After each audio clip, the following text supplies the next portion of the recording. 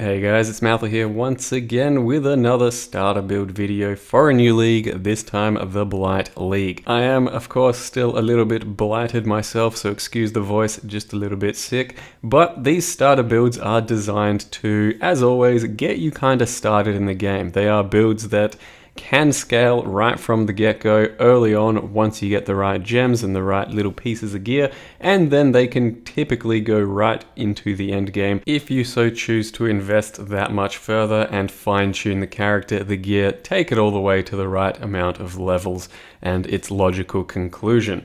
That said though, they should work off of little amounts of gear and little amounts of currency invested and still be pretty fun to play. Also slightly unconventional from typical starters, I suppose, since I want to give you some kind of different things. That said, the Blight League rework is focused around summoners, mines, and the poison assassin archetype. I don't really have much involvement in summoners, not too much in mines either, so you'll have to look elsewhere for that content. I will, however, be tackling the poison assassin, as well as a few of my other older builds that can also still function these days, and maybe function a little bit differently. So these builds are typically based off of my past characters and past experiences, and you can look at my build lists if you would really like for more inspiration. Most of those builds can be done off of somewhat budgets and off of various ascendancies and gear. And lastly, I will remind you that these are by no means just locked in guides or anything. You should always try and tailor builds and experiences to yourself. So if you feel like you need a bit more life or a bit more damage, by all means, try and change the character a bit more towards those goals. So the first build we'll look at is one I played to the end of last league, the Legion League, and that is Divine Ire Hierophant Totems.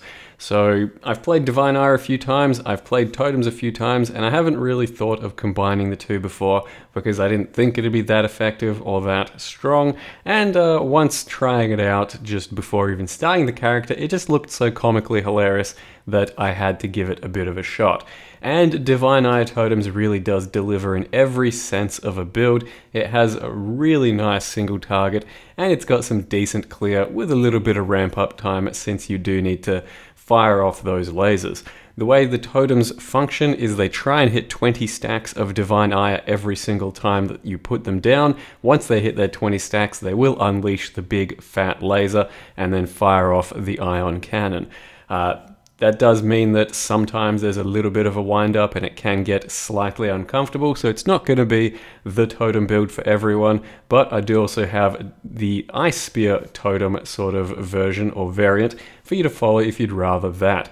Ice Spear totems were a build I did at the start of the Betrayal League as a starter, without having done anything close to Ice Spear totems before, and they worked out incredibly well off of almost absolutely no gear and then just some real crap slapping together of a character. It ended up being a very successful starter and quite possibly one of my best just for overall effectiveness. It's also a lot of fun and visually rather pleasing. So if you'd rather Ice Spear totems, you can do those. If you'd rather Divine Ire totems, you can jump into those. The Hierophant sort of ascendancy is pretty flexible in that right, and you can chop and change and not really commit to anything until the last few levels. The character that I'm basing this on is pretty well fine-tuned. Now, it does have some of the most ultimate gear you're going to get for this type of character, and it's just got like a real good template of what you should be aiming for by the end, which is going to take some investment. As you can see through some of the clips, and if you want to reference the actual video for Divine Ire Totems, the damage I have is well and truly above anything you'll ever need for just about any of the content in the game.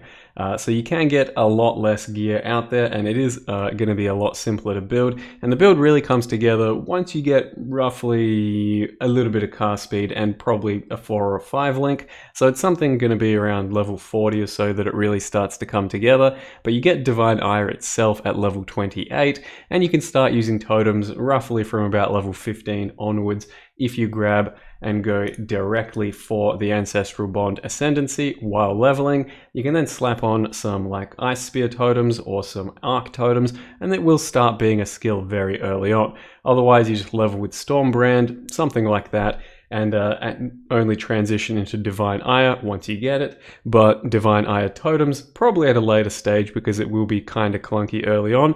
Just play around with certain things and see how you like it. But the passive tree does basically build itself. You can't really go wrong. You're just picking up all the totem stuff as you get it, and start being crit as soon as you possibly can. Like I said, the gear will look a bit intimidating here, but this is the finalized gear. All you're really looking for on things like your shield is just +1 totem. Hopefully you can craft the double damage focus. You're looking for a bit of cast speed on your wand. You really want to try and iron out your cast speed as soon as possible, because the entire Divine Ire totem playstyle revolves around those Divine Ire sticks getting to 20 stacks as soon as possible, and then unleashing their wave of damage. So that does base its cast speed off of cast speed throughout the various tree, as well as gear. So a profane wand, for example, is really nice. You could grab some focus stuff like these gloves that have some cast speed and a faster cast speed focus, and then hopefully you're picking up the cast speed from the tree. Hopefully you're getting some arcane surge happening, and the most important stuff to get for your ascendancy is most definitely Pursuit of Faith into Ritual of Awakening. Those are the real totem quality of life nodes that just make it feel like a totem build as soon as possible. You can grab multi-totem support at around level 38, and that is highly recommended as well. By that point, hopefully you've got your Pursuit of Faith, hopefully you've got Ancestral Bond. You'll already have 5 totems by that point, and that's when this leveling just gets completely smooth and breezy, and should be pretty good from there onwards. Just depends on your cast speed for Divine Ire. If you're instead going to be going something like Ice Spear, which I've had an absolute blast with and still do very much recommend, then your gear can be pretty similar. This is still the same template for Divine Ire. I would recommend going back to my Ice Spear build in Betrayal if you really need the proper template. But all you really need to do is not take these physical nodes, not take an area node, and spec a bit more into crit multi, maybe a bit more into defense, because it does kind of fill out its own damage just by itself with crit in the second form, since the second form of Ice Spear will pretty much guarantee crits. And then something I didn't actually do in my original Ice Spear build is use a Snake Pit ring. That will be your ultimate goal. Try and get a Snake Pit, because the +1 chain and then chaining instead of piercing, I think, is a much smoother playstyle for the Ice Spear totems. You can get a Meryleen's Fallacy into your build, because your crit should still be really good in the end game, but just a regular amulet with like cast speed and crit multi will do just fine as well. But a Meryleen's with your Ice Spear and almost guaranteed crit chance is probably going to go a long way into getting damage, and a Raina Splinter's Jewel is also very important for Ice Spear. As far as the defenses for a character like this goes, I did this time around build around Mind Over Matter and Eldritch Battery. And that involves taking a Devouring Diadem, which gives you Eldritch Battery, and then you have your Energy Shield covering your mana, and with Mind Over Matter spect, that means that whenever you take damage, some of that damage will go towards your Energy Shield instead. So we had 2.2k Energy Shield in the build, but you could just reserve less mana if you really want and play the entire Mind Over Matter playstyle. Maybe you want to grab all this shit instead of the Arcane Surge stuff. It's entirely up to you. It's a very flexible sort of character and playstyle. Plenty of my Hierophants have gone pure mana, and plenty have gone Eldritch Battery at this point. But it does kind of revolve around the Devouring Diadem for Eldritch Battery, because otherwise you won't have a very good or reliable source of Energy Shield sustain. There's not too much else to say. Like I said, you can start being totems as early as you want, but it might cause some problems until you have more totems. So ideally, around 3 or 4 totems is when it's going to start feeling good. Otherwise, you can just level with some Stormbrand. And yeah, it is a very fun and very smooth starter to go with Totem Hierophant. I do highly recommend it. Whether or not you like Ice Spear or Divine Ire more. You can also try out Arc, though it is a little less effective these days than the ultimate builds here, I think, but Arc still does clean up very well, and it might end up being very strong for the Blight tower defense sort of system. And the absolute last thing I did actually forget to mention is that Militant Faith, a timeless jewel with the Dominus focus on there, is utilized in this build to give you more damage per power charge, and that means you take Pain Attunement. If we can't get our hands on these types of jewels that easily, simply don't take Pain Attunement and replace that jewel with something else. The next character and build that I want to showcase is one that I will probably be starting myself, and that is the Poison Assassin, revolving around all of these different new poison skills. Now, it is a playstyle and character type that I'm very well familiar with because I've done several different Viper Strikes, Blade Flurries, Spectral Throws, all around the Assassin and Pathfinder Poison Ascendancies, using claws, daggers, and they're all very similar playstyles. You whirl around, you throw either whatever, your Spectral Throw, or your Viper Strike, you stab stuff, you use your Blade Flurries. Things get poisoned, they get pro-lift sometimes, and it's got very good single target with some ramp up time.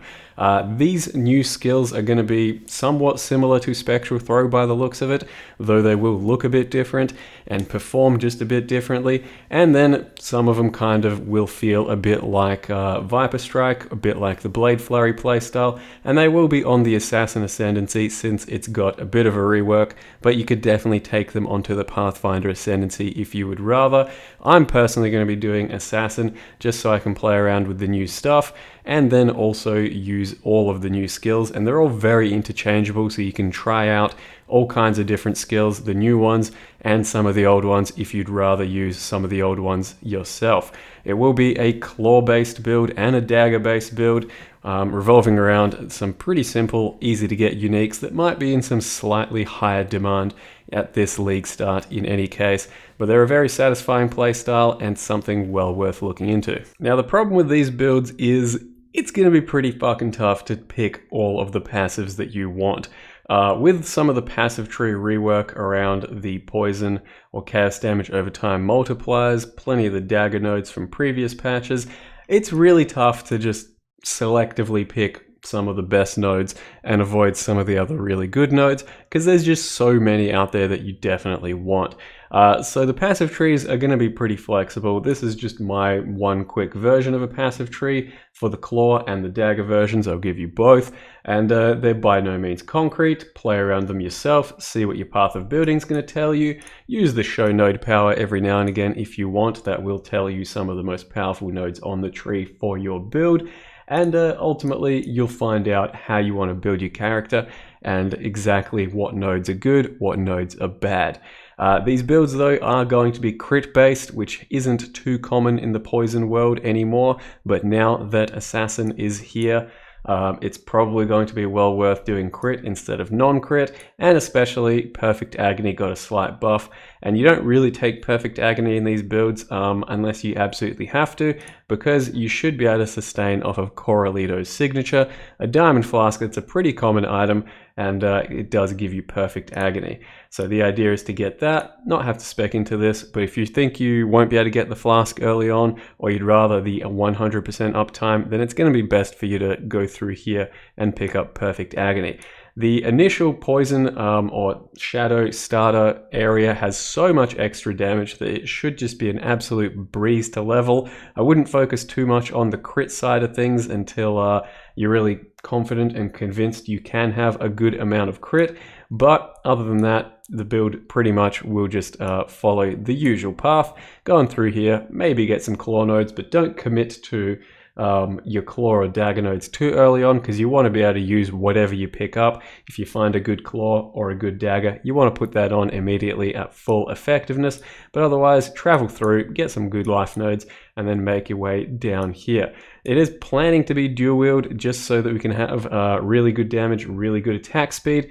That's the idea behind going dual wield, but you can of course go one hand shield, and like I said, they're a very generic passive tree. You don't have to be melee, you don't have to be projectile, you can use all of the other skills and see how you go.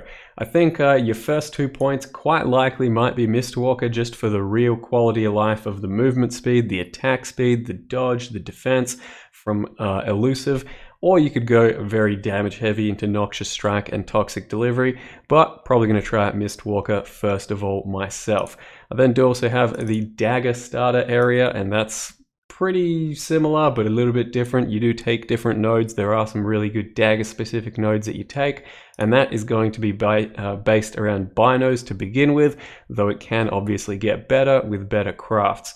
And then of course I have the actual template for my Viper Strike character that I played during Legion League, which is a very similar sort of playstyle and way of building a character. The passive tree is a little bit different, and the gear is more of an end game sort of setup that you can use as a template to see what kind of gear you should be going for in the absolute end game for these poison characters. You will be trying to craft claws using the corroded fossils to get this 60% chance for poisons to hit 100% more damage mod. You will hopefully use aberrant fossils to get the -9 chaos res mod on your helm, and then a chest slot. I ended up just getting a really defensive high life chest, but there are a few unique options out there in Dendrobate and Cherubim's Maleficence, I think it's called.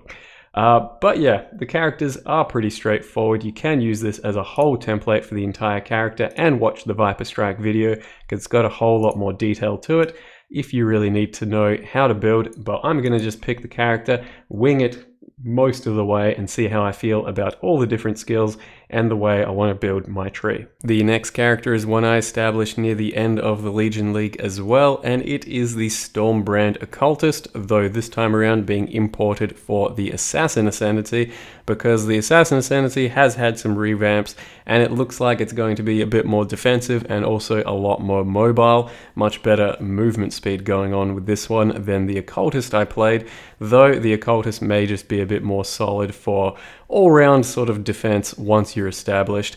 That said, Stormbrand itself has been a very strong skill ever since it came out a few leagues ago, and it still is an extremely powerful skill. It has gone through a few little nerfs here or there, but that hasn't changed the fact that the chaining of the skill, the mobility that you have with brand recall, the cast speed, the damage it has is just super good. And overall, it's actually got a lot more single target than it used to, I feel, with the various ways you can kind of build. And it just feels like a more complete build than it used to. And it starts off very strong at the very early games of Path of Exile. You can get it at level 12, and from then on, it's basically one of the best leveling skills in the game, and then it only gets better and better as you pick up the key passives, the key ascendancies, and it should just be one of the most reliable starter builds you can pick. With the Assassin especially, it should go very fast and get you to your end game extremely quick. Now, once again, this character is imported from and based around the Occultist Stormbrand I did, so this is going to be the passive tree, basically 1-for-1 around that build, and then also the gear is showing the end game gear of that build, except for the fact that in that build I used 2 Void Batteries, and that's not really going to be realistic, at least not for a while. In the new league, it's going to probably take a couple of weeks for you to establish 2 Void Batteries if you want to min-max the build. So you can simply use a Shimmeron, or just 2 Shimmeron and a nice little cast speed wand, because cast speed does affect the proc rate of the skill, or you could just use 2 of them if you can't deal with the Shimmeron degen. Not going to be too sure how well that goes on an Assassin. But I do recommend, if you want a lot more info about the character, to just watch the Stormbrand Occultist videos. There is a lot more information to the whole sort of build setup, how you play it, and how Stormbrand functions. But this character is pretty straightforward. You pick up Stormbrand at level 12 as an assassin or as a shadow. You'll just travel along, grab some of the nice little Stormbrand utility stuff. Your idea or your goal is to get to Runebinder as soon as possible, because once you can get a second brand attached to an enemy, you double your single target damage, and it becomes an extremely powerful skill from then onwards for single target. Whereas until you get that, you probably do want to use some additional single target things, like maybe a Stormburst setup for a 4-link. So you put your brand on an enemy and then Stormburst it down as well. Now this build, it did also use a Militant Faith Timeless Jewel with Dominus focus, giving you extra damage per power charge. So we don't actually have Mind Over Matter here. It was simply for the Timeless Jewel Keystone. Once again, if we can't get that, you will have to sort of get a bit less damage through that avenue, but the build had way more than enough damage in the end, and it is a very fine-tuned set of gear, so once again, don't get too threatened by it. A lot of it's pretty simple. It's just kind of a little bit of multi, some life, that sort of thing. But ideally, we were going for an Arcane Surge chest, which comes from Aetheric fossils, and then a little bit of spell crit does help too, but that's not at all that important as an assassin, since you do get a lot of spell crit through the Ascendancy. And then our Watcher's Eye was just basically some precision flask slot stuff, which didn't really matter in the end, so you don't even need a Watcher's Eye in this one. The real big money of the character was the Void Batteries, but we don't necessarily need those or have to use those until it truly is realistic to use. Aside from that, it does kind of build itself. I think once again you'd probably go Mistwalker first, just for real quality of life through leveling, then potentially get into the Power Charge on crit and the Deadly Infusion to fill out your crit. I think it'll play very much like the Occultist, but you have a lot more movement speed. It's going to be a very mobile playstyle and something you're going to have to kind of get used to, because it's going to be pretty fast. And the idea would be to avoid hits more often than not, because it won't be the tankiest thing in the world, and I'm not too sure about the defenses this time around. The first time for the Occultist, I built Life with Energy Shield as an actual hybrid character. You don't have quite as much Energy Shield sustain since you're not the Occultist with Vile Bastion, so you may want to reserve less mana and then maybe go pure mana with Mind Over Matter. I'm not too sure about the actual full defenses of that. Largely, it's probably just going to come from Mistwalker, Elusive, and running around pretty goddamn fast. I do think Stormbrand's going to be very successful, very easy to level, and something to figure out in the end game as an assassin, or you can just go the Occultist that I built. That's totally fine too. You don't really have to change to assassin, just figured it'd be nicer since it's a little bit new. And the last build I wanted to recommend was a Blade Flurry Gladiator. I did tackle Blade Flurry in the Legion League as an Inquisitor with full Fizz to Ellie conversion. This isn't at all indicative of how the character should be built. This simply here is a little example of how Blade Flurry plays. You jump around a lot, you channel your skill, it does a shitload of damage, it has really good area now too, and on top of that it has crazy single target. It's a very finely tuned skill. It's probably one of the best melee skills out there right now, but I personally love playing a Gladiator as a starter character, or in general, but it seems to go really nicely as a starter because the bleed explosions can carry your clear and sort of DPS early on without real any gear or investment. All you got to do is kill 1 or 2 enemies and then the rest of the pack will typically explode. So you can make a starter build or a starter melee character work very nicely off of little gear and crap weapons to begin with. And then Blade Flurry really does serve to exploit the bleed explosions that much better because it doesn't have a huge area clear to begin with. It usually kills 1 or 2 enemies and then the rest should pop off very nicely. So the character follows a pretty simple template of just grabbing a couple of crappy foils, just about anything you can get, ideally things that are very fast. A Star Conjure, though you could very easily build around an Abyssus for ultimate damage, but you'd have to focus on a bit more defense, and that gets a little tough as an absolute starter build, but it's just a pretty simple crit sword tree and build, and then it also does focus a little bit on Impale as well for additional damage, which won't be included in your tooltip here, but off of just very basic shit, you can get huge amounts of damage on Blade Flurry, and the playstyle as a Gladiator with Challenger charges and then with Gratuitous Violence should just be absolutely buttery smooth for a Blade Flurry build. I'd probably recommend getting Challenger charges as your first 2 points, but then once you get the Cruel Lab, hopefully respec these and go fully into Gratuitous Violence, because once you get the bleed pops going, that's when the build as a Gladiator always starts to feel just absolutely dreamy. As far as the passive tree is concerned, you're probably going to be heading over to the left to start with because you don't want to be crit early on. It's hard to scale crit in the early game, so you're just going over to the Marauder side of things, picking up some good damage and life, and ideally you will be swords, but you don't want to spec too much into your actual weapon-specific passives until you are very set on the fact that swords are what you'll have, because otherwise you might want to pick up a dagger or a claw while you're leveling and then start blade flurrying with that. But ideally, in the end, you do get lots of the crit nodes, you do get plenty of crit multi throughout your tree, and then a few little jewel sockets as well based around crit multi and dual wield crit multi, hopefully. There's not really much else to say. You can look at other previous Gladiator templates of mine. It's always a very smooth starter, and if I want a character that I know is well established and will always take me through the end game with minor upgrades as you go, then Gladiator, sort of Blade Flurry, Double Strike, Cyclone, that sort of thing is always going to be a very solid character to play. Doesn't take much gear and then can scale into the infinite. And ideally, we're going for a 6-link of infused channeling. You got Pulverize, which is slightly nerfed supposedly, but I think it's still going to be totally fine. Using Concentrated Effect as a single target swap, but probably going with increased area most of the time. You're reserving with Dread Banner for the Impale. You're doing Blood and Stone for the area and swapping in and out of Sand Stance and Blood Stance, and Flesh and Stone for the extra damage. Herald of Purity and Precision to begin with, but in the end game you might actually get into Pride and use a Pride Watcher's Eye if you're really lucky, but you will probably need an Enlighten level 3 or 4 to be able to pull this off. Until then, Herald of Purity Precision actually gets you going just fine.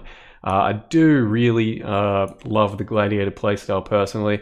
If it's not for you, you can very easily turn this into a Berserker. You can turn it into a Jug with Abyssus. You can turn it into a Slayer, a Champion. It's a very flexible build, but I just think Gladiator is going to be very smooth with the Bleed Pops and the Challenger charges. So that's it for me for starter builds. I didn't give you too many, but hopefully gave you a few options on what you might want to play and what you might want to avoid based on what I'm doing. We'll see how we go. I think Blight should be a lot of fun to figure out with the tower defense stuff, and just early on experiencing it should be a lot of fun, and hopefully the new skills are all really good and worth playing. Thank you very much for watching. Hope it was a little bit helpful, and see you next time.